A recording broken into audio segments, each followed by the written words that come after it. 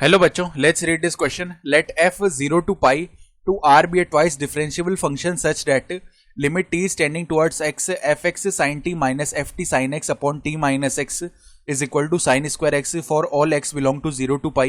If f pi upon 6 is equal to minus pi upon 12, then which of the following statements is or are true?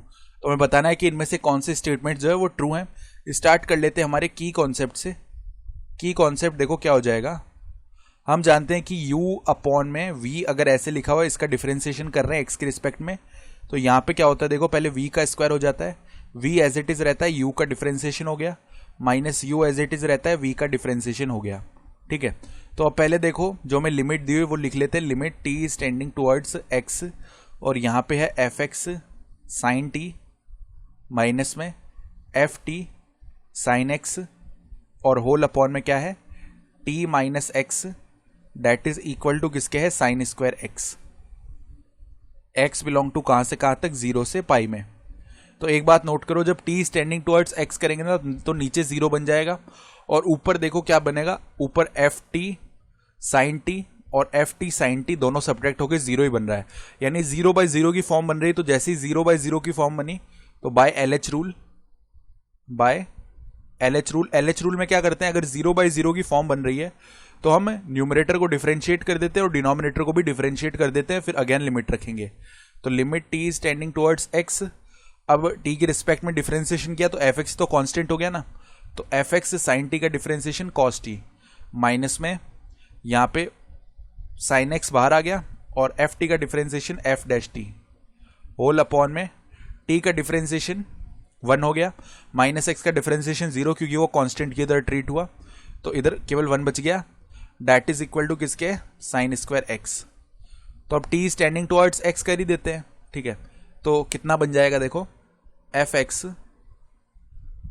और यहाँ पे t की जगह पे x रख दिया तो cos x, fx cos x minus में साइन x fx, ये वैल्यू आ गया.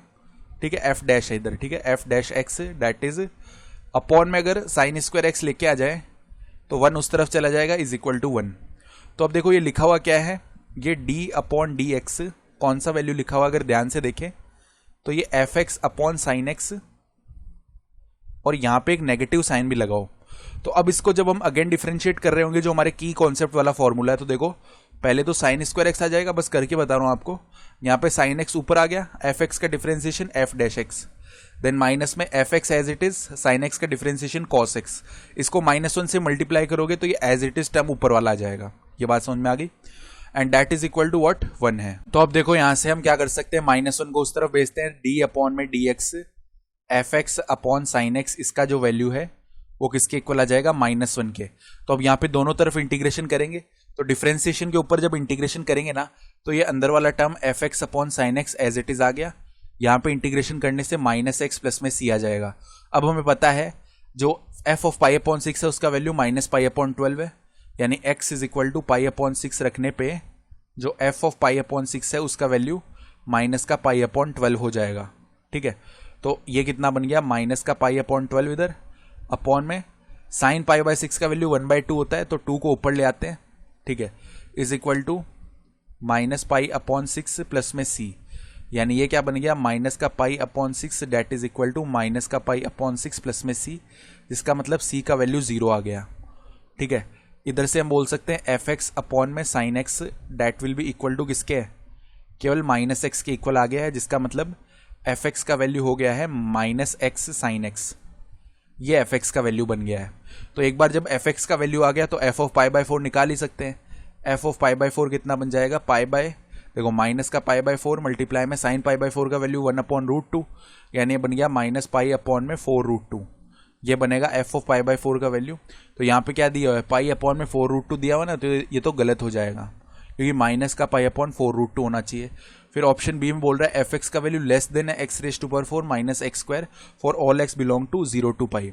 तो हम एक चीज जानते हैं कि साइन एक्स का जो वैल्यू है ना, साइन एक्स का वैल्यू ग्रेटर देन होता है किससे, x माइनस x³ अपॉन में 6 से, ये हम जानते हैं. तो अब हम क्या करेंगे, दोनों तरफ -x से मल्टीप्लाई करेंगे तो साइन ऑफ इनइक्वालिटी रिवर्स हो जाएगा, तो -x sine x, sine reverse हो गया और यहाँ पे -x² और प्लस में x⁴ अपॉन में 6, ये बन जाएगा, ठीक है। तो यहाँ पे देखो ये टर्म बन रहा है, ठीक है। तो इधर देखो दिया हुआ क्या था, दिया हुआ अगर टर्म देखना चाहें तो देखो माइनस एक्स साइन एक्स, ये तो एफ एक्स हो गया ना। This will be less than किसके है, x raise to power 4 upon 6 और minus x square for x belong to 0 to pi. ये बन गया इधर से, यानी ये सही है। तो ऑप्शन बी सही है पहले तो। फिर आगे चलते हैं, बोल रहा है there exists alpha belong to 0 to pi such that f dash alpha is equal to 0। तो एक बात नोट करो, 0 से पाई में हमें पता है कि ये जो फंक्शन है ये ट्वाइस डिफरेंशिएबल है, ठीक है। तो हम बोल सकते हैं, देखो रोलेस थ्योरम लिख लेते हैं। रोलेस थ्योरम, ये थ्योरम हमें क्या बताता है, if f x is continuous in a belongs to b comma differentiable in open interval a comma b and f of a is equal to f of b, then there exists c belong to a comma b such that f dash c का value क्या हो जाएगा, 0 हो जाएगा। तो अब एक बात नोट करो, अगर हम वैल्यू निकालेंगे, क्योंकि डिफरेंशिएबल तो है, उसकी तो टेंशन है नहीं। अगर हम एफ ऑफ 0 का वैल्यू निकालेंगे वो क्या आएगा, माइनस 0 साइन 0 जिसका वैल्यू 0 होगा। एफ ऑफ पाई का वैल्यू क्या निकालेंगे, माइनस पाई साइन पाई जिसका वैल्यू भी 0 होगा। दोनों का वैल्यू 0 हो रहा है, इसका मतलब क्या है, देयर एग्जिस्ट्स एल्फा बिलोंग कर रहा होगा 0 से पाई such that f dash alpha का वैल्यू 0 हो रहा होगा। ये बात यहां से आ गई और यही हमें बोला गया है। तो सी भी सही हो गया रोलेस थ्योरम से। फिर डी की बात कर लेते हैं, बोल रहा है F double dash pi by 2। तो पहले तो देखो एफ एक्स का वैल्यू हमें पता है, एफ एक्स का वैल्यू क्या है, माइनस का एक्स साइन एक्स। तो अगर हम एक बार इसको डिफ्रेंशिएट कर दें तो देखो u मल्टीप्लाई वी वाला रूल लगेगा। तो पहले minus x as it is रहा, साइन एक्स का डिफ्रेंसिएशन कोस एक्स, प्लस में sine x as it is रहेगा, ठीक है। और माइनस एक्स का डिफ्रेंसिएशन माइनस का 1, तो इधर माइनस लिख लो। अब अगेन इसको डिफ्रेंशिएट किया तो एफ डबल डैश एक्स क्या आएगा, माइनस एक्स कॉस एक्स का डिफ्रेंसिएशन माइनस का साइन एक्स होता है, तो ये एक्स साइन एक्स बन गया। उसके बाद में cos x as it is और माइनस एक्स का डिफ्रेंसिएशन माइनस 1 हो जाएगा।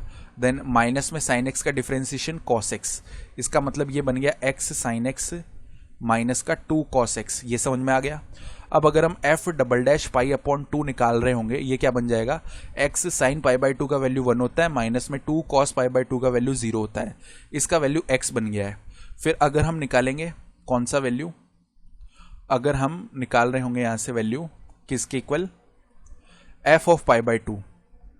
तो देखो एफ ऑफ पाई बाई 2 तो डायरेक्ट निकाल सकते हैं। कौन सा वैल्यू, देखो एक्स का वैल्यू भी तो रख लेते हैं, इधर एक्स पाई बाई 2 है ना।